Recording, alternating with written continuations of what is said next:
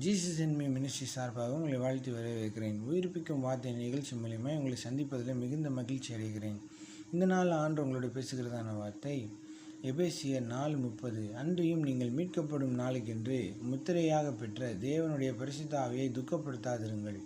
எனக்கு பிரியமான தேவச்சனமே, பரிசுத்த ஆவியானவரை துக்கப்படுத்தாதிருங்கள் என்று சொன்னால், ஆவியானவர் என்ன சொல்கிறார் அப்படின்னா, நீங்கள் உங்களுடைய மாம்சத்துக்கு இடம் கொடுக்கும் பொழுது, உங்களுடைய மாம்ச கிரியைகளுக்கோ எண்ணங்களுக்கோ உங்களுடைய மாம்சத்தில் ஏற்பட்ட உறவுகளுக்கோ நீங்கள் இடம் கொடுக்கும் பொழுது பரிசுத்த ஆவியோட சத்தத்தை நீங்கள் செவி கொடுக்க முடியாது.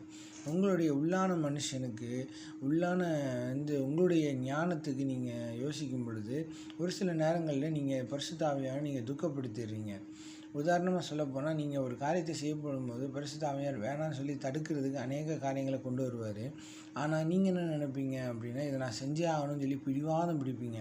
பிடிவாதம் பிடிச்சதை நீங்கள் செய்யும் பொழுது அது நீங்கள் தேவ சித்தத்துக்கு மாறாக செயல்பட்டிருப்பீங்க. அப்போ உங்களுடைய ஆசீர்வாதம் போயிருக்கும். உங்களுடைய நடவடிக்கை தேவனுக்கு பிரியமில்லாமல் இருந்திருக்கும். சில நேரங்களில் ஆண்டவர் உங்களை வெளியே போகாத அப்படின்னு சொல்லி தடுப்பார். ஆனால் நீங்கள் பிடிவாதம் பிடிச்சி வெளியே போய் ஏதாவது ஒரு சண்டையை போட்டுட்டோ ஏதோ ஒன்று பண்ணிட்டோ நீங்கள் போகும் பொழுது அந்த இடத்துல உங்களுக்கு விபத்துக்குள்ளே போகிறதுக்குண்டான சூழ்நிலை ஏற்பட்டுரும். அப்போ நீங்கள் அதுக்கப்புறம் என்ன காரியமோ தெரியலையே ஆண்டவரே அப்படின்னு சொல்லி நீங்கள் ஜெபிக்கிறது வேஸ்ட்டு. பார்த்தீங்கன்னா, போகும் பொழுது பரிசுத்த ஆவியானவரை நீங்கள் ஜெபிச்சுட்டு போகணும். ஆவியான உங்கள் இருதயத்தில் சமாதானத்தை கொடுத்தா தான் போகணுமே தவிர மற்றபடி நீங்கள் போகக்கூடாது. பாருங்கள், ஆண்டவருடைய சித்தத்துக்கு வசனத்துக்கு புறம்பா நீங்கள் நடக்கக்கூடாதுன்றதுக்காண்டி தான் பரிசுத்த ஆவியானவர் உங்களுக்காக கொடுக்கப்பட்டு இருக்கிறாரு. நல்லா புரிந்து கொள்ளுங்கள். நீங்கள் யாருக்காண்டி வேணால் ஜெபிக்கலாம், எப்படி வேணால் ஜெபிக்கலாம். ஆனால் உங்களுடைய ஜெபத்தை கர்த்தர் கேட்குறாரு அப்படின்னா, உங்களிடத்துல அநேகருக்காண்டி ஜெபிக்கும்படியாக ஜனங்களிடத்துலேருந்து ஜெப குறிப்புகளை கொடுப்பார். அந்த ஜெப குறிப்புகளை நீங்கள் மாம்சத்தின்படி வச்சு ஜெபிக்கக்கூடாது. உங்களுக்கு அவங்க ரொம்ப தெரிஞ்சவங்களாக இருந்தாலுமே சரிதான். ஒரு ஜெப குறிப்பாக வச்சு நீங்கள் அவங்களுக்காண்டி ஜெபிக்கும் பொழுது உண்மையிலே கர்த்தர் நீங்கள் அவங்களுக்கு ஜெபிக்கும் பொழுது அவங்களுக்கு அற்புதத்தை செய்வார், அவங்கள ஆசீர்வதிப்பார்.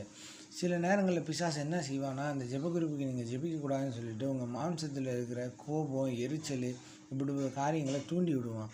அப்படி நீங்கள் செஞ்சீங்க அப்படின்னா, நீங்கள் அதை ஜெபிக்க மாட்டேன் அப்படி பண்ணால் பரிசுத்த ஆவியானவர் துக்கப்படுவார். ஏன்னா அவனை ஆசீர்வதிக்கணும்னு சொல்லி நான் இவன் நல்லா ஜெபிக்கிறான்னு சொல்லி நான் அவன் மேலே நம்பிக்கை வச்சு சொன்னால் இவன் இப்படி பண்ணுறான்னு சொல்லி ஆவியானவர் துக்கப்படுவார். நீங்கள் மீறுதலை செய்கிறதுனால ஆவியானவர் துக்கப்படுத்துவீங்க. இன்னொன்று, அவர் சொல்கிறத கேட்காதனால நீங்கள் துக்கப்படுவீங்க.